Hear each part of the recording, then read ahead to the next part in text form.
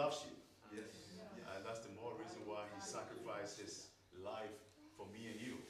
Jesús, hann elskar okkur, hann gaf lífsitt fyrir mig og þig. And the Holy Communion is not just a church ritual. Og heilög brauðsbrotning meira heldur en bara eitthvað ritual.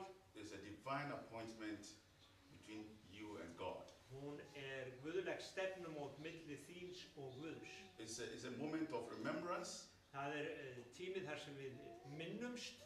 A reflection. Og við lítum tilbaka. And renewal. Og endurnýjumst. We are proclaiming a living reality. Við erum að lýsa yfir raunveruleika. That Christ died. Að Kristur dó.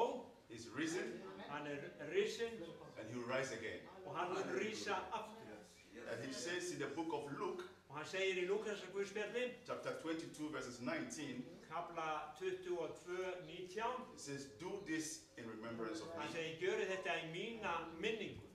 Jesus commands us to remember. Jesús, hann segir okkur að minnast. Not casually. Ekki bara svona venjulega eitthvað. But deeply. Heldur djúpt. That his body was broken. Að líkami hans var brotinn. For our healing. Fyrir okkar lækningu. That his blood was shed. Og blóðið hans var úthellt. For our forgiveness. Fyrir okkar fyrirgefningu. And his love demonstrated on the cross. Og hans kærleikur var þar sýndur á krossinu. So once we take the communion. Og þegar við tökum brauðsbrotningu. And take his flesh and blood. Og tökum blóð hans og hold. Remember. Þá skulum við muna.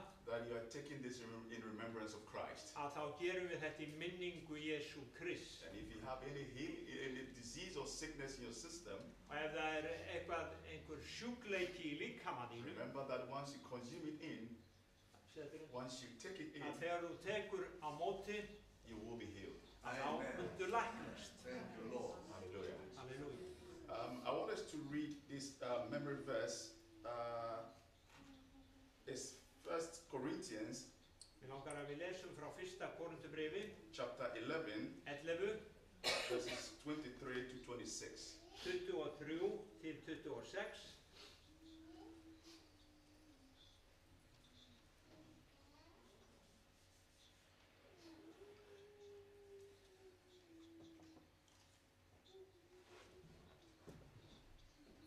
Okay, and I read. Og ég les. He says, for I received for the Lord what I also delivered to you. That the Lord Jesus on the night when he was betrayed took bread, and when he had given thanks, he broke it and said, this is my body, which is for you. Do this in remembrance of me. In the same way, he also took the cup after supper, saying, this cup is a new covenant in my blood. Do this also as often as you drink it in remembrance of me. For as often as you eat this bread and drink the cup, you proclaim the Lord's death until he comes. Amen. Amen.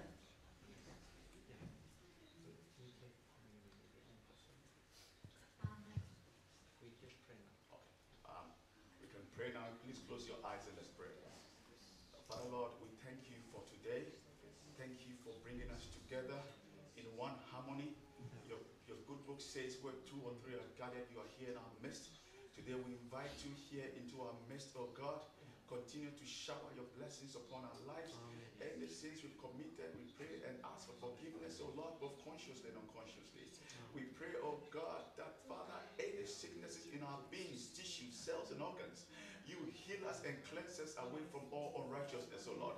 That Father, by the time the church ends, oh Lord, Father, we will go home never the same again, oh Lord, Father. Thank you, Lord Jesus, for the grace and the love that you've given unto your children. In the name of Jesus Christ, I pray with thanksgiving. Amen. Amen. Amen.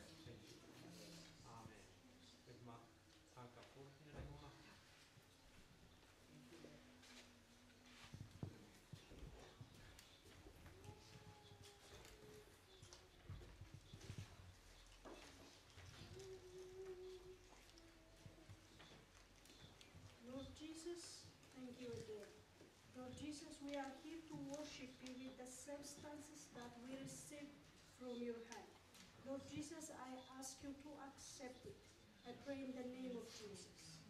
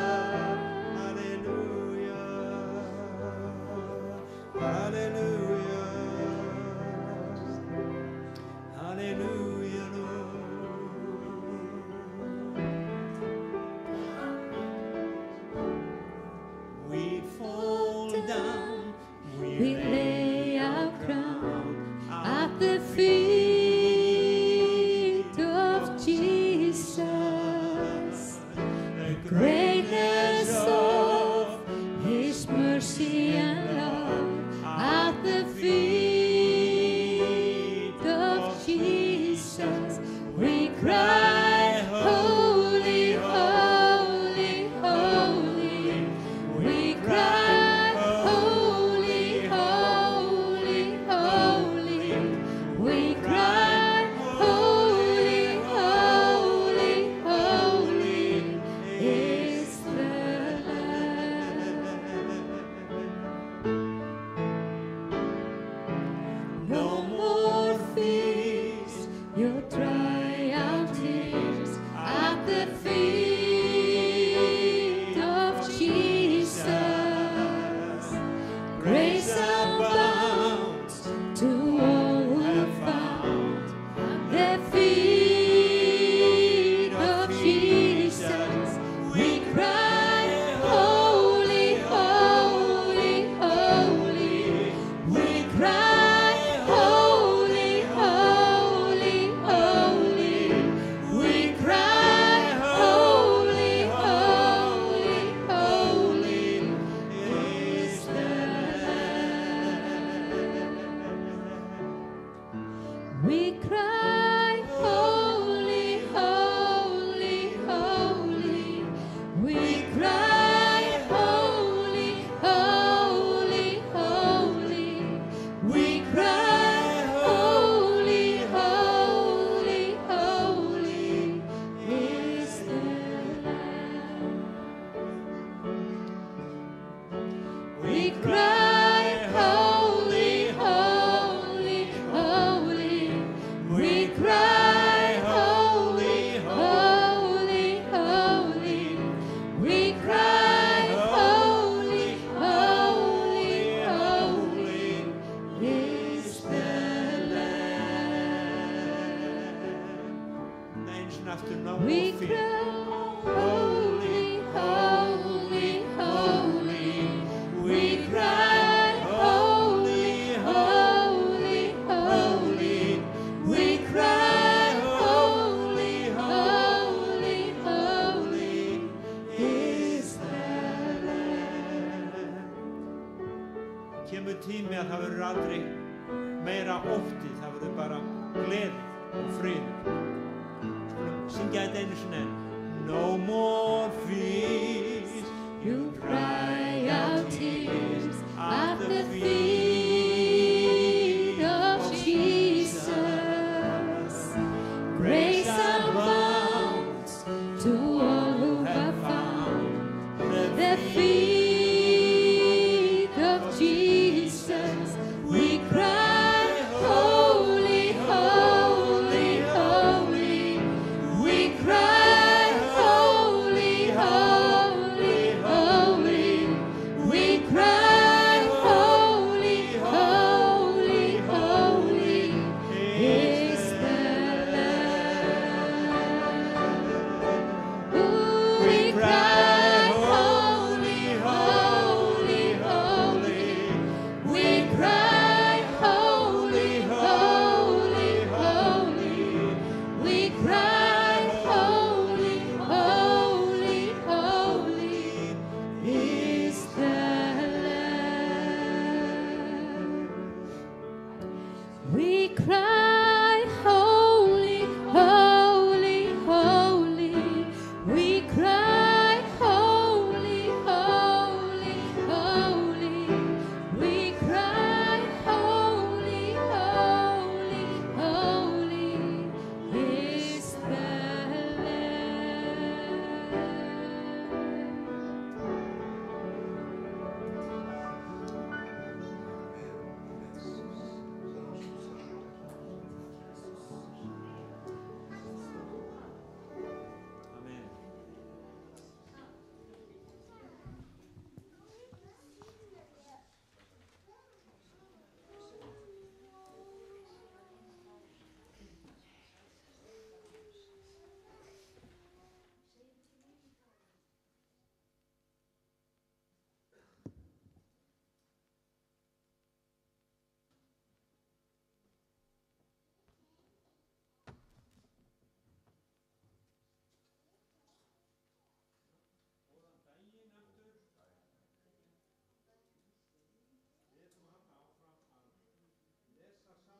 Jóhannesarbréfinu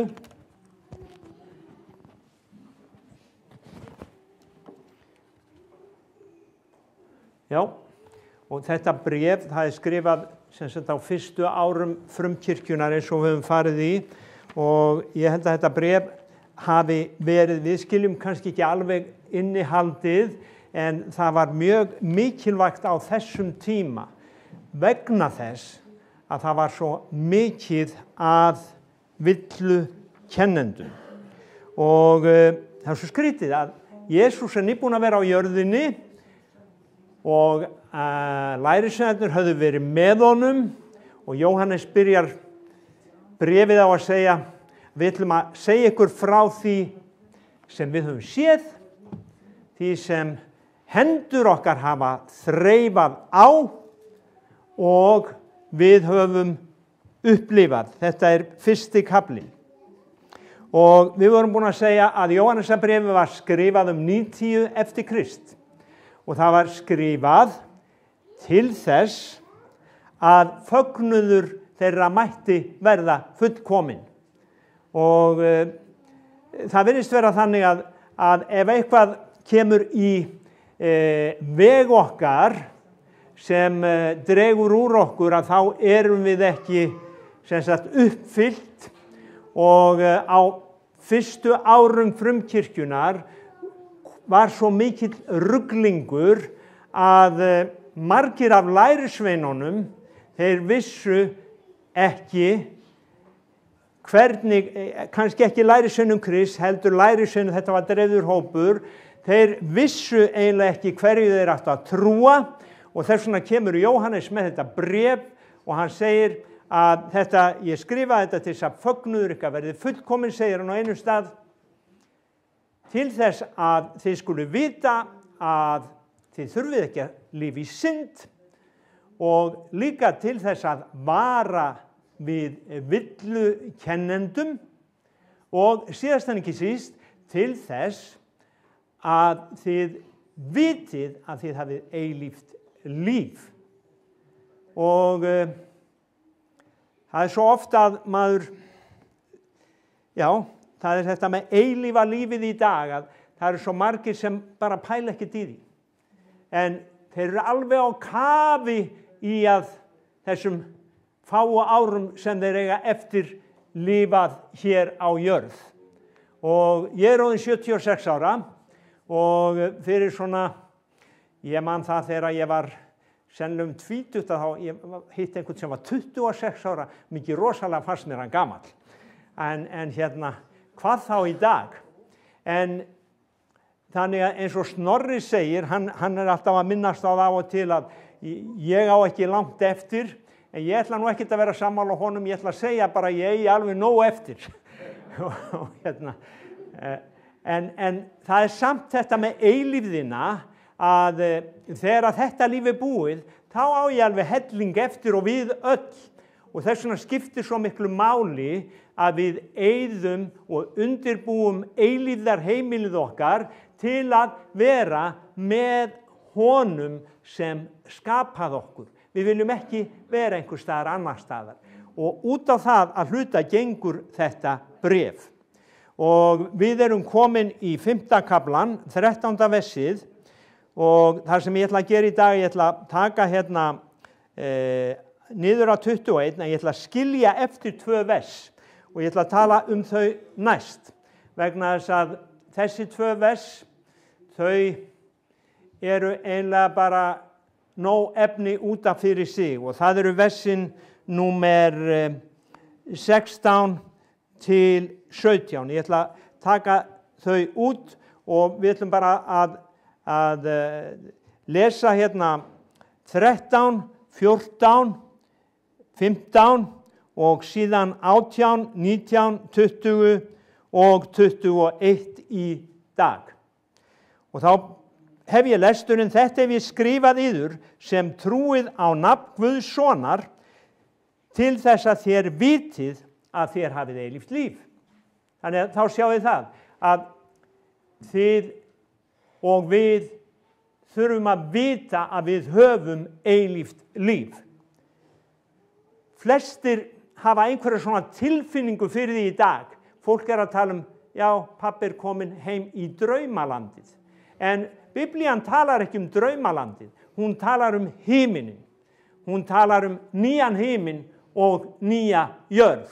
Og við verðum öll vakandi þar. Það verður ekkert svifið á bleiku skýi. Það verður okkar Guð. Það verður eins og var í upphafi, Guð og menn. Þetta við skrifaður sem trúið á nafn Guðs sona til þess að þér vitið að þér hafið eilíft líf. Og ég ætla bara aðeins að leggja út frá þessu versi að það eru margir sem trúa á nafn Jesú en þeir eru ekki vissir að þeir eigi eilíft líf. Það eru margir sem trúa á nafn Jesú, þeir eru ekki vissir að þeir eigi eilíft líf. Og ég man að það var sá tími að ég var heldur ekki viss. En það var predikari sem sagði, Spurgeon, já, hann sagði sög af öðrum predikara. Spurgeon, hann var uppi frá 1834 til 1892 og hann var kallaður prins predikarana. Hann var mjög öflugur og meira segja, það má segja að Karl Marx á þeim tíma í London, hann sagði, það bara ein fyrirstaða og hún heitir Spurgeon fyrir því að kommunisten fengi framgang. Þannig að þessi Spurgeon, hann var öflugur predikari. Og hann segir að það eru margir sem trúa á nafn Jesú, að þeir eru ekki vissir að þeir eigi eilíft líf, þeir bara vona það. Og stundum hafa þeir fullvissu, en gleðin samt ekki viðvarandi. Og þeir eru eins og predikari sem ég heyrði sem sagði að hann væri alltaf viss hjálpræði sitt nema þegar vindurinn blæsi frá austri. Ef það var austanátt þá var hann ekki viss. Og kannski þetta nú svona djók. Og það ekki gott að vera svo háður kringumstæður, en því miður það þannig hjá mörgum að við treystum svo mikið á tilfinningarnar.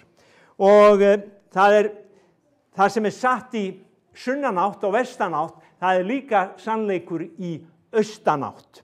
Og Jóhannes segir, þetta við ritað til þess að þið vitið.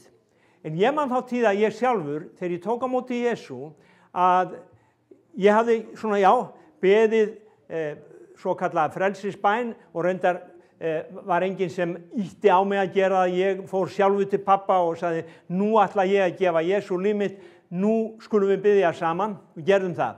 Og ég rís upp, ég kraup, og vitið þið hvað, ég fann bara enga breytingu. Það var ekkert bleikt ský, það var engin sælu tilfinning, það var bara ekkert. Ekkert. Og svo þurfti ég að fara að segja bræðrum mínum, fóstbræðrum mínum frá þessu að nú væri mitt líf breytt vegna þess að ég hafði ekki verið beint góð fyrirmynd fyrir þá inn á kristnu heimili og hafði alltaf verið svona, ekki alveg með því sem var að gerast á mínu heimili. Og ég man að ég segi þeim að nú hafi ég ákveðið að fylgja Jesú og það var alveg hræðilega erfitt. Ég var eldri en þeir mér finnst það bara erfitt, það var bara átak. En ég gerði það samt. Og ekki kom bleika skýið, ekki fann ég neitt. Það breyttist ekkert. Og svo, held ég áfram, ég var á togara og ég man að ég fór einn túr á togara og svo fer ég suður og heimsæki móðursystir mína og mannin hennar og hann var aðstoðarforstöðumaður í Fíladelfíu þá, hét Guðmundur Markússon, og hann segi, Kristinn, ég var að heyra að þú væri frelsaður. Mikið það dásamlegt, segir hann. Já, ég veit það nú ekki. Veistu það ekki? Þetta máttu ekki segja, sann. Þetta bara máttu ekki segja. Og ég segi, hvað var ég þá að segja? Já, þú ert að segja, ég frelsaður. Svo opnaði hann Biblíuna og sagði, sjáðu hérna, Rómverjabréfið 10:17 segir, ef við trúum með hjartanu, og hann sagði, trúru? Og ég sagði, já. Ef við játum með munninum, ertu búin að játa? Ég sagði, já. Þá myndu verða hólpin. Og ég, hafði þetta allt eftir honum, já. En þessi gamli maður, hann kendi mér það sem Jóhannes að tala að við byggjum ekki á okkar tilfinningum, við byggjum á því sem ritað og tilfinningar okkar munu alltaf vera á flökti upp og niður, út og suður eins og vindurinn blæs, en ef við eigum þennan sterka og staðfasta grundvöll sem orð Guðs til að standa á, þá byrja tilfinningar okkar að aðlaga sig að þeim grunni. Og ég man að Smith Wigglesworth, hann sagði þegar hann var spurður að því hvernig hefur það, hann sagði, ég spyr aldrei Smith Wigglesworth að því hvernig ég hef það, ég segi honum það. Og veistu, þetta orð trúarinnar, að við spyrjum okkur ekki að því hvernig við höfum það, við segjum okkur, mér líður vel af því að ég blessaður með sérhverri andlegri blessun í himinhæðum og ég stend á bjarginu, ég ekki á sandinum, mitt hús á bjarginu, Jesús hann með mér. Þannig að þetta svo mikilvægt að við höfum þessa fullvissu. Þetta hef ég skrifað sem trúið á nafn Guðssonar, margir sem trúa, svo þér vitið, og við verðum að vita, ég bara veit að ég veit, að það skiptir máli að við vitum, systkini, ekki bara við höldum, heldur að við vitum. Það verður að vera einhver punktur þar sem við vitum og við segjum bara hingað og ekki lengra. Ég veit og ég læt ekki neitt hafa togað mig í neina aðra átt. Síðan kemur næsta vers og það segir, þetta svo djörfung sem við höfum til hans. Ef við byggjum eitthvað eftir hans vilja, þá heyrir hann oss.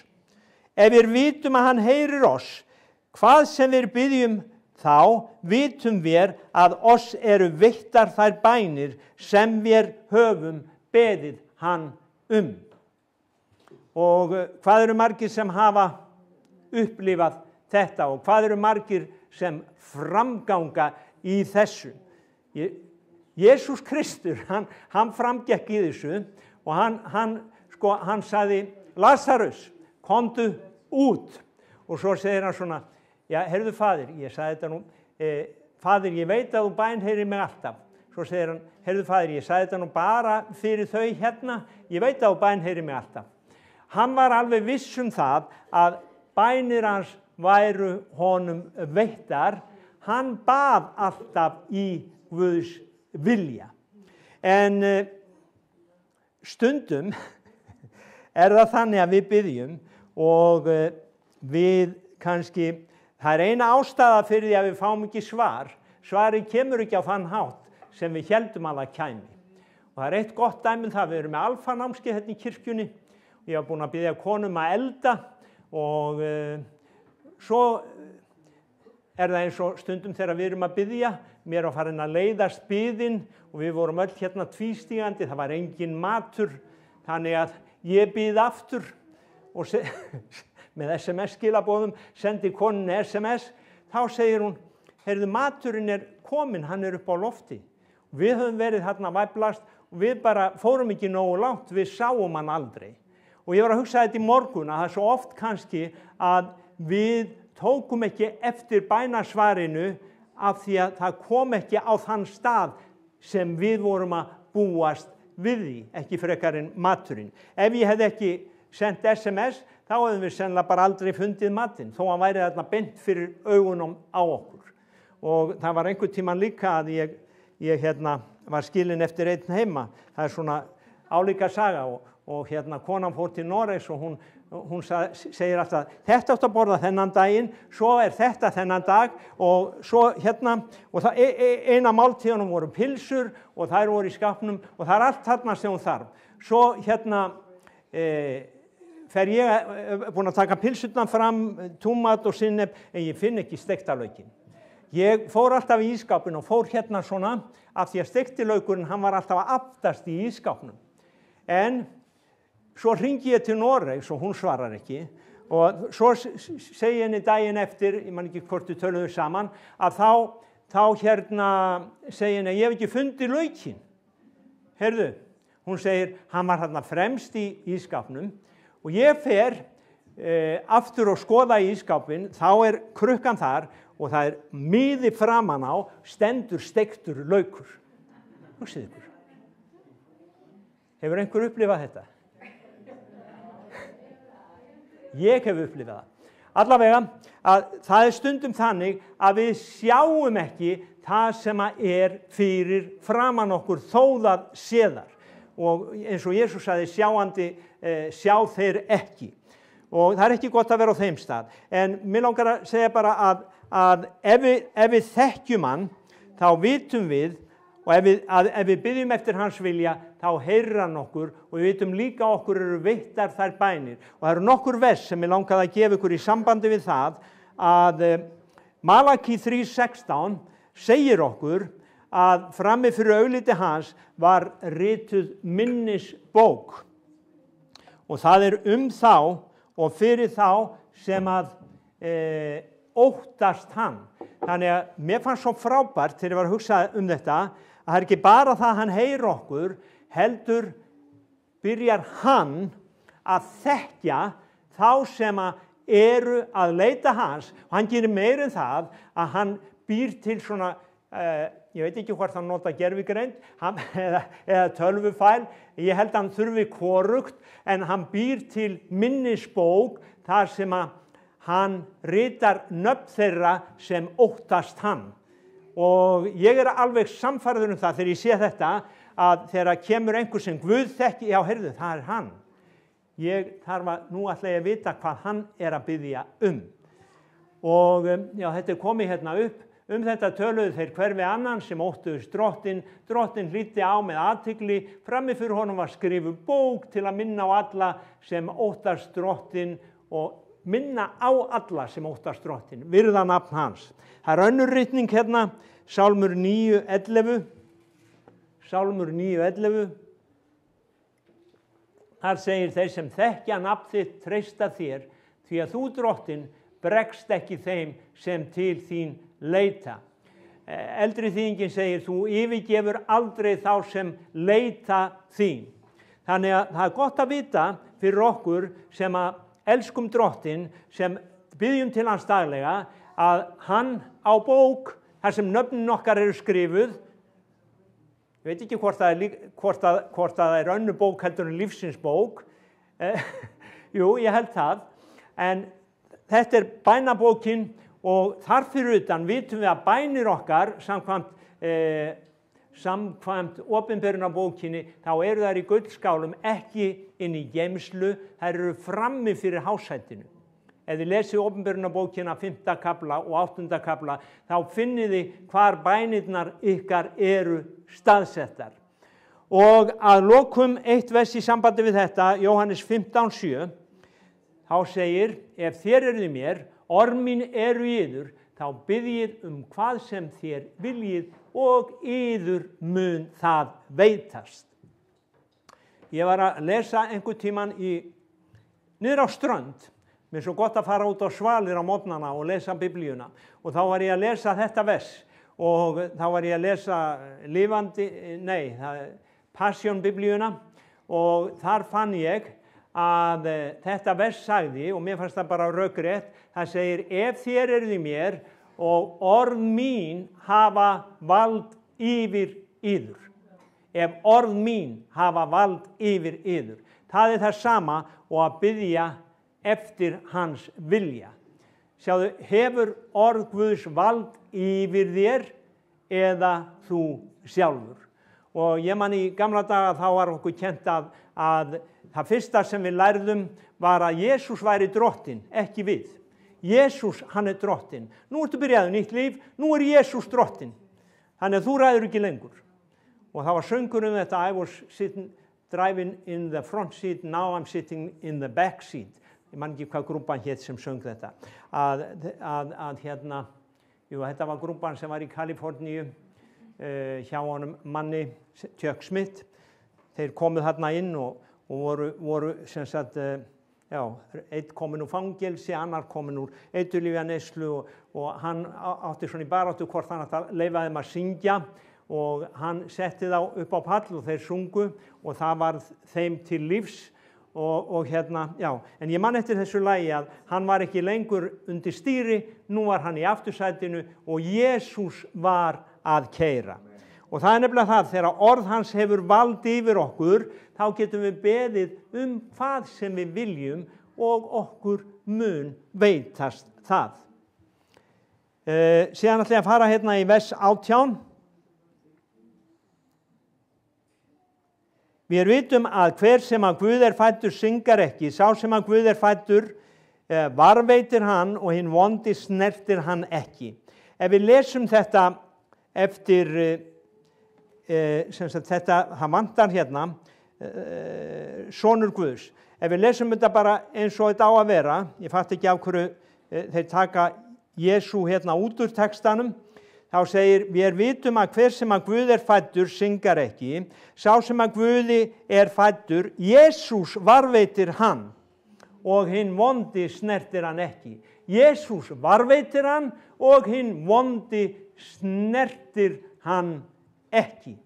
Og orðið snerting hérna, að enska orðið, það attachment sem þýðir að djöfullinn, hann getur ekki hengt sig á þig.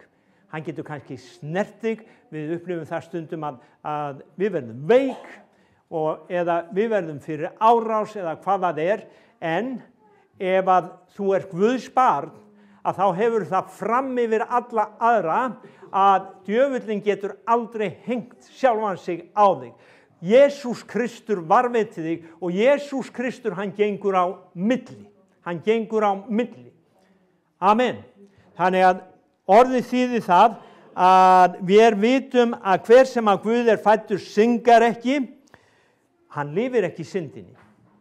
Sjáðu, stundum segjum við, og ég veit að það eru svona, já, sumir segja ég bara syndari, frelsaður á náð og það mikið rétt, en samt munur á því að lifa í syndinni eða okkur verður af og til. Og Biblían segir í Jóhannesarbréfinu, ef einhver syngar. Það segir ekki ef einhver lifir í syndinni, heldur ef einhver syngar. Þá á hann árnaðamann hjá föðurnum. Þannig að við vitum að við tilheyrum Guði. Við vitum að hver sem að Guði fæddur syngar ekki, hann lifir ekki í syndinni.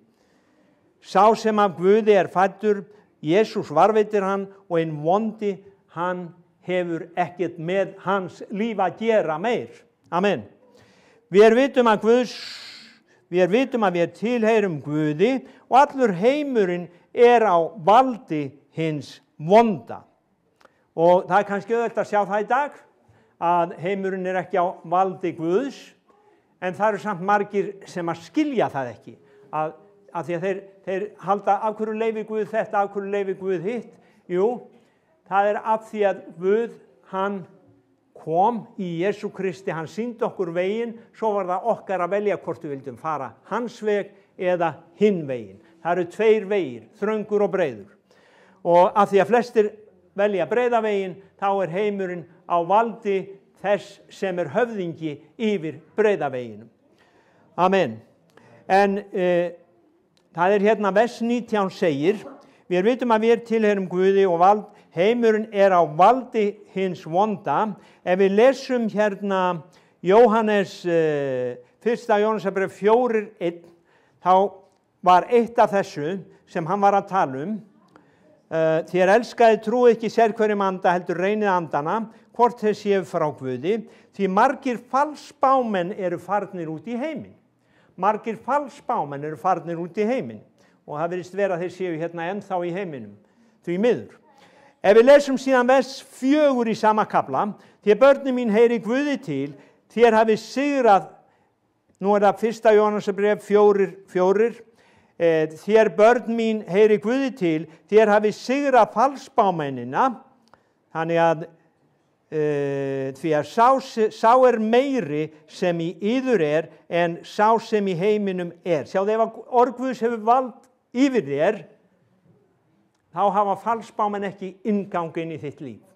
Ef orð Guðs í þér og þú ert í honum og hann í þér, þá hafa falsspámenn, hann veggur, hann varveitir þig. Andi Guðs, hann opinberar, hann afhjúpar, hann gefur greiningu. En hér segir í versi 5, það segir hérna, við skulum lesa þetta, þér börnin mín heyri Guði til, hafi sigra falsspámennina, því að sá meiri sem í yður en sá sem í heiminum. Falsspámennirnir heyra heiminum til, þess vegna tala þeir eins og heimurinn. Og það var einmitt þessi punktur. Falsspámennirnir heyra heiminum til. Heimurinn á valdi hins vonda.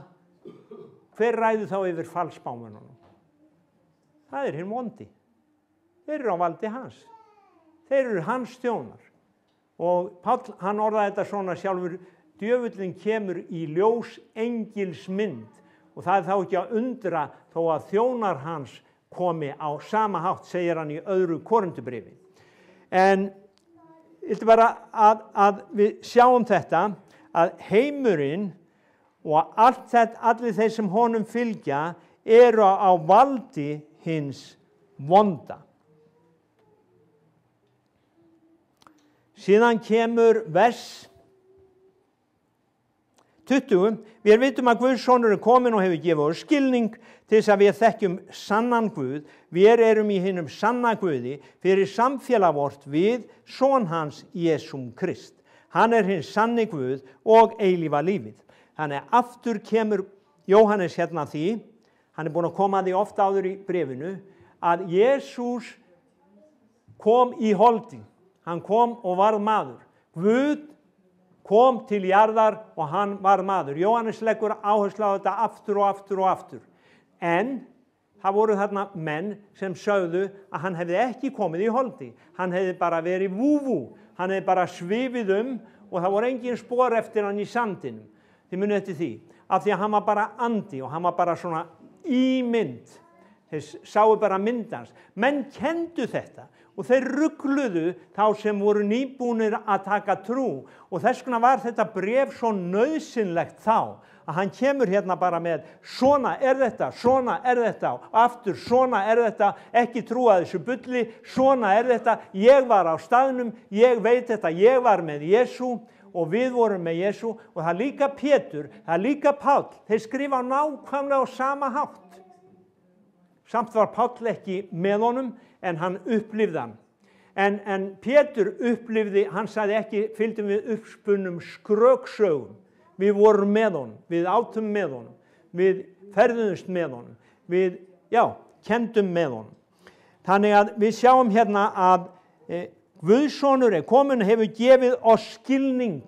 Hann hefur gefið oss skilning til þess að við þekkjum sannan Guð. Og það þetta í dag að þekkja sannan Guð. Sjáðu, það til annar Guð í dag. Það þessi Guð sem predikaður, þar sem þú þarft ekki að taka upp krossinn. Það lítið gert úr því að maðurinn hafi fæðst í synd. Það bara Guð elskar þig, ást og friður og svo getur þú lifað alveg eins og þér sýnist. Ef þú bara meðtekur eitthvað sakramenti, þá máttu gera bara hvað sem þú vilt. En það var ekki það sem Jesús Kristur sagði. Hann sagði, það getur enginn verið lærisveinn minn nema hann taki upp krossinn og fylgi mér. Það að orðið mitt hafi valdi yfir honum, þá hann minn. Ef orðið mitt hefur ekki valdi yfir honum, þá hann ekki minn. Það bara ekki flóknara en það. Amen.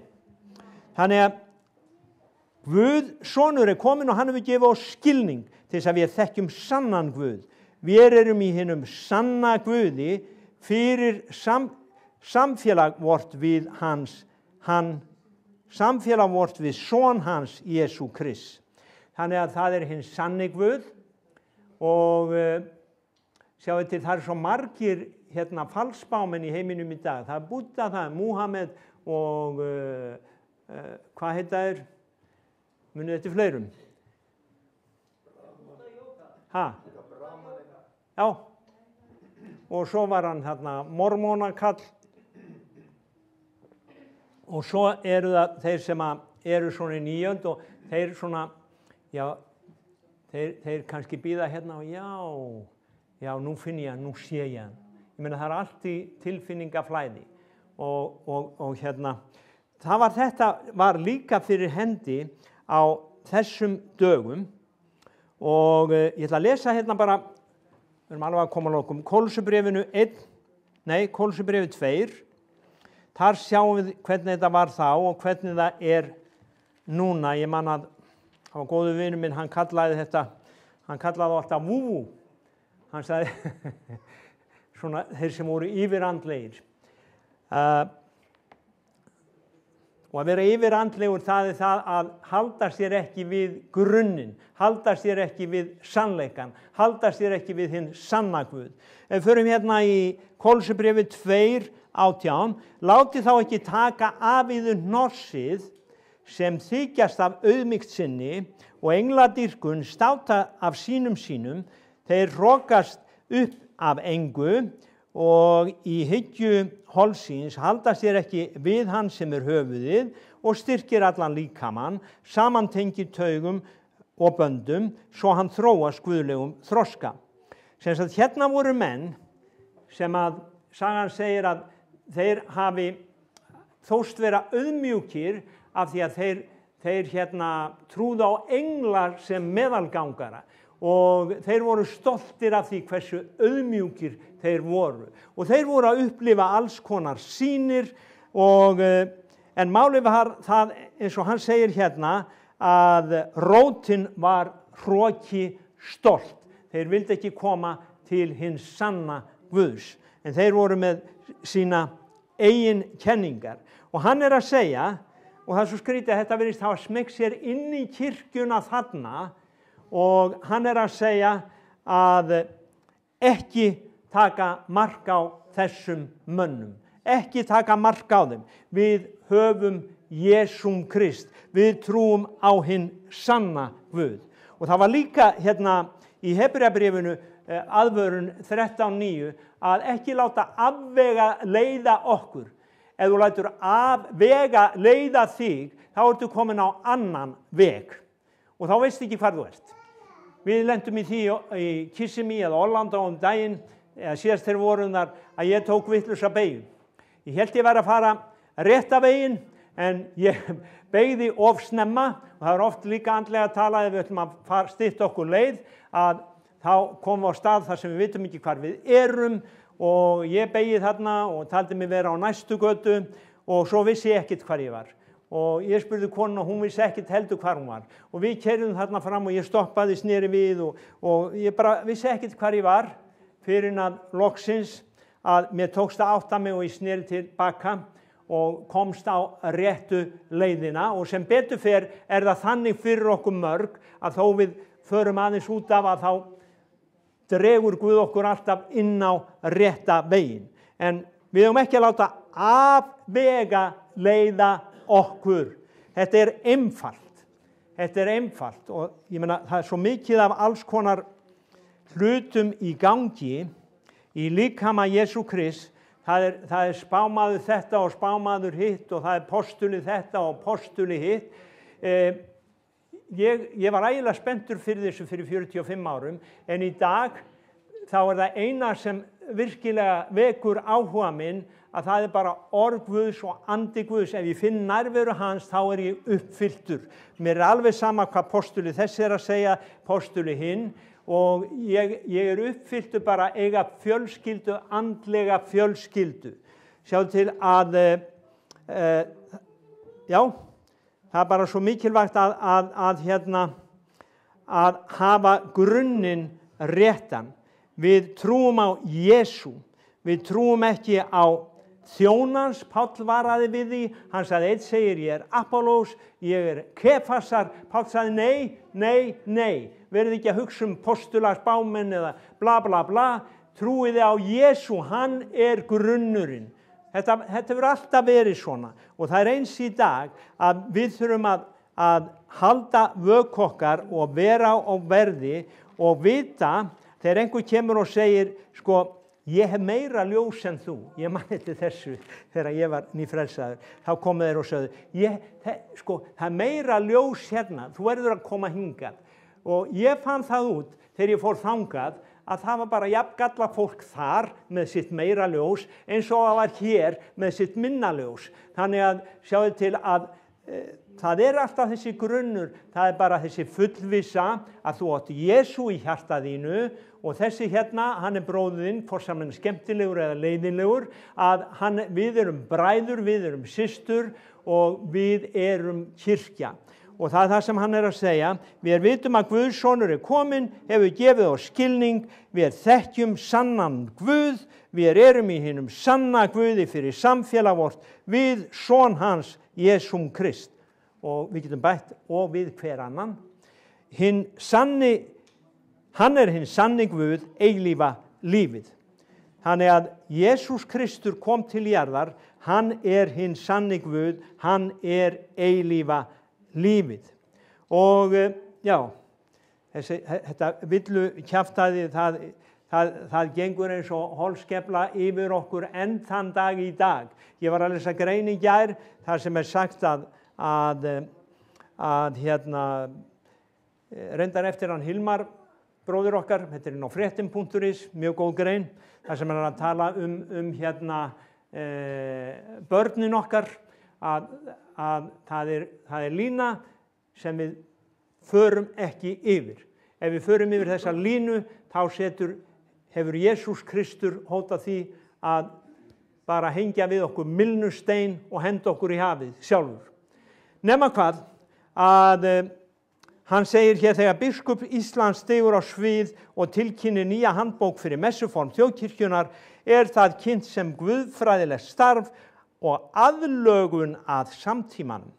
En þegar við hlustum á orðræðuna, þá heyrum við 4 ný messuform, inngilding allra kynja, samstarf við samtökin 78 sem fá að fræða prestana sjálfa.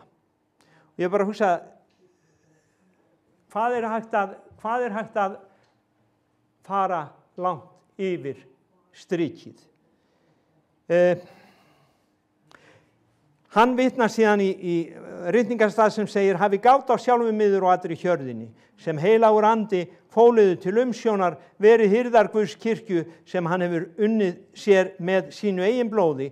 Ég veit að skæðir vargar munu koma inn á yður þegar ég er farin og eigi þyrma hjörðinni.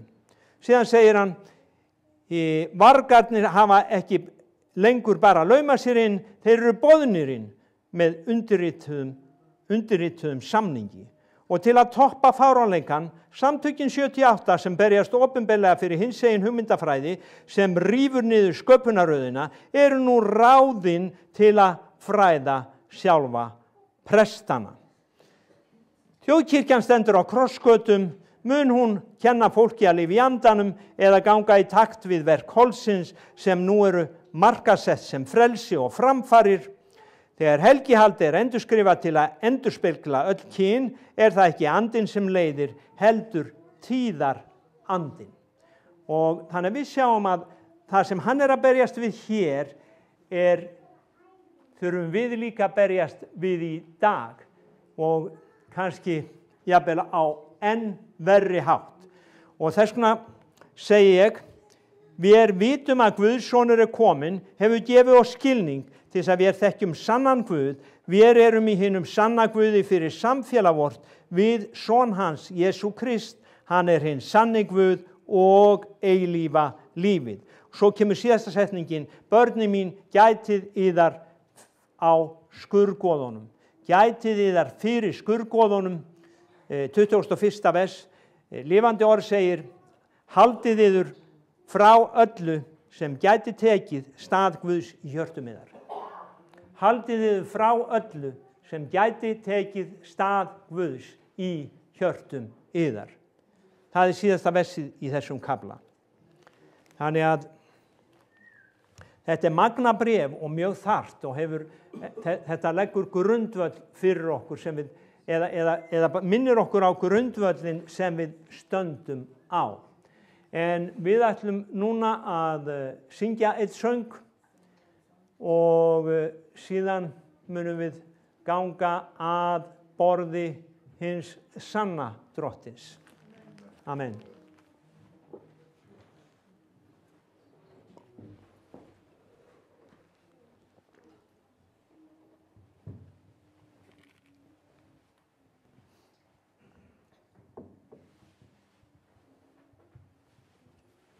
Våra misgjörðir tók hann á sig.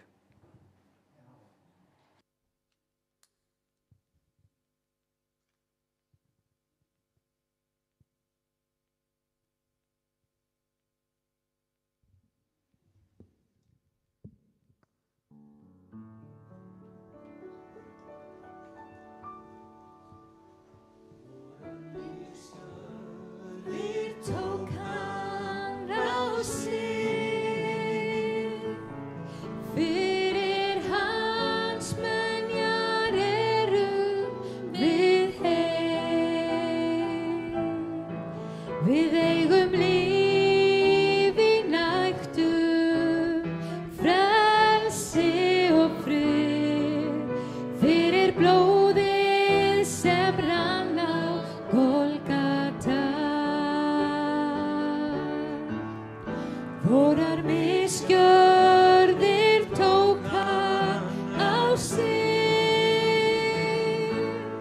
fyrir hans menjar erum við heim. Við eigum líf í nægtum, frelsi og frið, fyrir blóðið sem rann á Golgata. Takk fyrir blóðið sem greiddi sekt vor og synd. Takk fyrir dýrmætt Jesú blóð. Takk fyrir blóðið sem gefur lækning og líf. Takk fyrir dýrmætt Jesú blóð.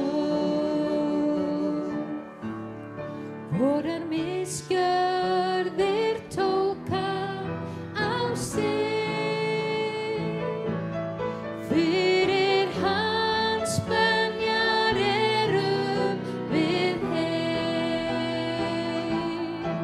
Við eigum líf í nægtum, frelsi og frið, fyrir blóðið sem rann á Golgata. Takk fyrir blóðið sem greiddi sekt vor og synd. Takk fyrir dýrmætt Jesú blóð. Takk fyrir blóðið sem gefur lækning og líf. Takk fyrir dýrmætt Jesú blóð.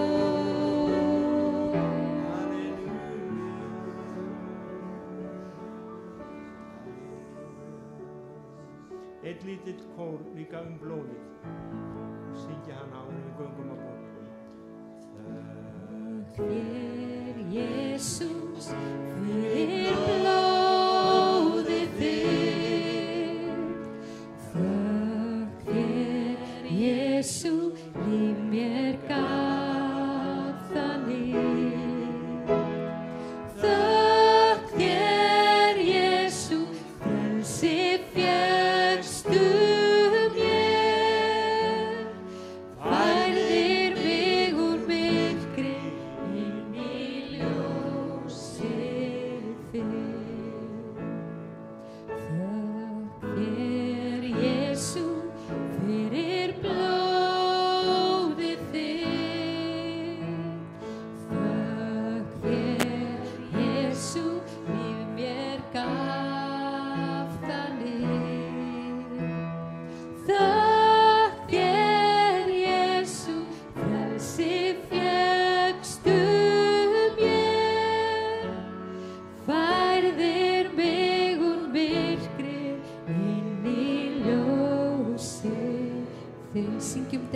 saman. Stöndum upp og lofum Drottin. Áður en við neytum brauðið og drekkum og syngjum þetta saman. Þökk þér Jesús fyrir blóðið þitt. Þökk þér Jesús, líf mér gaf það nýtt. Þökk þér Jesú, frelsi fékkstu mér. Færðir mig úr myrkri inn í ljósið þitt. Syngjum þetta saman, gefum Guði smá tíma. Halleluja. Þökk þér Jesú fyrir blóðið þitt. Halleluja. Þökk þér Jesú, líf mér gaf það nýtt. Þökk þér Jesú, frelsi fékkstu